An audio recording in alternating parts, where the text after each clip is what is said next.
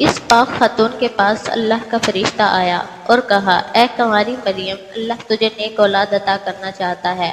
خاتون نے کہا، یہ کیسے ممکن ہے جبکہ مجھے کسی مرد نے چھوا تک نہیں۔ فرشتے نے کہا، ایسا کرنا تیرے رب کے لیے بہت آسان ہے۔ وہ نیک اور پارسا خاتون کون تھی جو قیامت تک پاک دامنی کی مثال بن گئی؟ وہ خاتون جسے اللہ نے اپنے زمانے کی تمام عورتوں پر برتری عطا فرمائی۔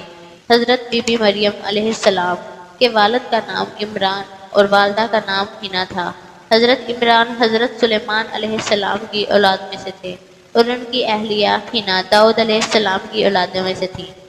حضرت عمران بنی اسرائیل میں بڑے عابد، زاہد اور عالم تھے، اس لیے مسجد اقصیٰ کی امامت لوگوں نے آپ کے سپرد کی ہوئی تھی۔ حضرت حنا کے ہاں اولاد نہ تھی۔ ایک روز آپ نے ایک درخت کے سائے میں ایک چڑیا دیکھی جو اپنے بچے سے پیار کر رہی تھی اور اسے دانہ کھلا رہی تھی۔ یہ منظر دیکھ کر آپ کا دل بھر آیا اور آپ نے بارگاہ الہی میں اولاد کے لیے دعا کی، لہٰذا اللہ نے آپ کی دعا قبول فرمائی۔ حضرت مریم کی پیدائش سے قبل آپ کی والدہ نے منت مانی کہ اپنی اولاد کو بیت المقدس کی خدمت کے لیے نذر کر دیں گی۔ بنی اسرائیل کے یہاں یہ روایت تھی کہ جو لڑکا اللہ کی نذر کر دیا جاتا تھا وہ نہ شادی کرتا تھا نہ دنیاوی مشاغل میں دلچسپی لیتا تھا، صرف عبادت گاہ میں خدمت کرتا اور خود عبادت میں مشغول رہتا تھا۔ لہٰذا حنا نے اللہ سے بیٹے کے لیے دعا کی تھی، لیکن ان کے ہاں بیٹے کی بجائے بیٹی کی پیدائش ہوئی۔ حضرت حنا نے لڑکی کا نام مریم رکھا۔ سریانی زبان میں مریم کے معنی خادم کے ہیں۔ چونکہ آپ مسجد اقصیٰ کی خدمت کے لیے وقف کر دی گئی تھی، اس لیے یہ نام موضوع سمجھا گیا۔ حضرت مریم کی ولادت سے قبل ہی آپ کے والد وفات پا گئے، اس لیے حنا نے ولادت کے بعد آپ کو ایک کپڑے میں لپیٹ کر بیت المقدس کے علماء کے سامنے پیش کر دیا تھا تاکہ وہ انہیں اپنی کفالت میں لے لیں۔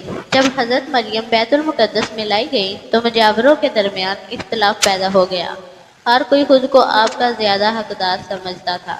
پھر یہ فیصلہ ہوا کہ مجاورین میں وہ قلم جن سے وہ توریت لکھتے ہیں پانی میں چھوڑ دیں، جس کا قلم پانی کے بہاؤ میں بہنے کے بجائے الٹا بہنے گا وہ مریم کی کفالت کا حقدار ہوگا۔ اس مقابلے میں حضرت زکریا علیہ السلام بھی شامل تھے۔ ان کے قلم کو اللہ نے پانی میں بہاؤ کے الٹے طرف بہا دیا اور وہ ان کی پرورش کے حقدار ہو گئے۔ اس طرح بی بی مریم کو اللہ کی منشا کے مطابق حضرت زکریا علیہ السلام کی کفالت میں دے دیا گیا۔ حضرت زکریا کی بیوی حضرت مریم کی خالہ لگتی تھی، لہٰذا ان سے بڑھ کر ان کی بہتر پرورش اور کوئی نہ کر سکتا تھا۔ حضرت مریم علیہ السلام دوسرے بچوں کی بنسبت بہت تیزی کے ساتھ بڑھتی رہی۔ جب آپ حضرت زکریا علیہ السلام اور اپنی خالہ کے گھر پرورش پا کر کچھ بڑی ہوئی تو بیت المقدس میں آپ کے لیے ایک کمرہ مخصوص کر دیا گیا۔ یہاں زکریا علیہ السلام کے علاوہ اور کوئی نہیں جا سکتا تھا۔ آپ دن رات اللہ کی عبادت میں مشغول رہتی۔ جب حضرت زکریا آپ کے پاس آتے تو حیران ہوتے، کیونکہ آپ کے پاس بے موسمی پھل موجود ہوتے، گرمیوں کے پھل سردیوں کے موسم میں اور سردیوں کے پھل گرمیوں کے موسم میں آپ کے حجرے میں رکھے ہوتے۔ جب حضرت زکریا علیہ السلام حضرت مریم سے پوچھتے کہ یہ پھل کہاں سے آتے ہیں، انہیں کون دے جاتا ہے، تو حضرت مریم فرماتی، اللہ کے پاس سے۔ اللہ نے بی بی حضرت مریم کو پسندیدہ اور مومنہ بندی میں شمار کیا تھا، جیسا کہ سورہ ال عمران میں ارشاد ہوا، اور جب فرشتوں نے کہا، اے مریم، بے شک اللہ نے چن لیا ہے تمہیں اور خوب پاک کر دیا ہے اور پسند کیا ہے تمہیں سارے جہان کی عورتوں سے، اے مریم خلوص سے عبادت کرتی رہو اپنے رب کی اور سجدہ اور رکوع کرنے والوں کے ساتھ۔ بی بی مریم جس مقصد کے لیے چنی گئی تھی وہ بھی باقی تھا۔ اب دن رات اللہ رب العزت کی عبادت و زیارت میں مشغول رہتی تھی، یہاں تک کہ بنی اسرائیل میں یہ مشہور ہو گیا کہ بی بی مریم نہایت ہی عبادت گزار، پاکیزہ اور مفتی خاتون ہیں، اور لوگ آپ کا بہت عزت و احترام کرنے لگے۔ پھر وقت آ گیا جب حضرت جبریل علیہ السلام حضرت مریم کے پاس تشریف لائے۔ بی بی مریم ایک غیر مرد کو اپنے حجرے میں دیکھ کر پریشان ہو گئی۔ حضرت جبرائیل علیہ السلام آپ کے پاس انسانی شکل میں تشریف لائے۔ حضرت مریم آپ کو دیکھ کر بولی، اگر تو کوئی خدا ترس انسان ہے تو تجھ سے خدائے رحمان کی پناہ مانگتی ہوں۔ حضرت جبرائیل آپ کو تسلی دیتے ہوئے اور پیغام الہی سے باخبر کرتے ہوئے فرماتے ہیں، میں تو تیرے رب کا فرزندیدہ ہوں اور اس لیے بھیجا گیا ہوں کہ تجھے ایک پاکیزہ لڑکا دوں۔ تمہاری مریم حیران ہو کر فرماتی ہیں، میرے ہاں لڑکا کیسے ہوگا جبکہ مجھے کسی آدمی نے چھوا تک نہیں اور نہ میں کوئی بدکار عورت ہوں۔ حضرت جبرائیل نے کہا، ایسا ہی ہوگا، تیرا رب فرماتا ہے کہ ایسا کرنا میرے لیے بہت آسان ہے، اور ہم ایسا اس لیے کریں گے کہ اس لڑکے کو لوگوں کے لیے ایک نشانی بنائیں اور اپنی طرف سے ایک رحمت، اور یہ کام ہو کر رہے گا۔ حضرت جبرائیل نے بی بی مریم کو گریبان میں پھونک مار دی، جس سے آپ کا حمل ٹھہر گیا۔ جب حضرت مریم حاملہ ہوئی تو یہ خبر بنی اسرائیل میں عام ہو گئی کہ حضرت مریم حاملہ ہو گئی ہیں۔ اس پر بہت سے لوگوں نے زکریہ علیہ السلام کے گھر آنا جانا بند کر دیا اور آپ پر الزام بہتان لگانے لگے۔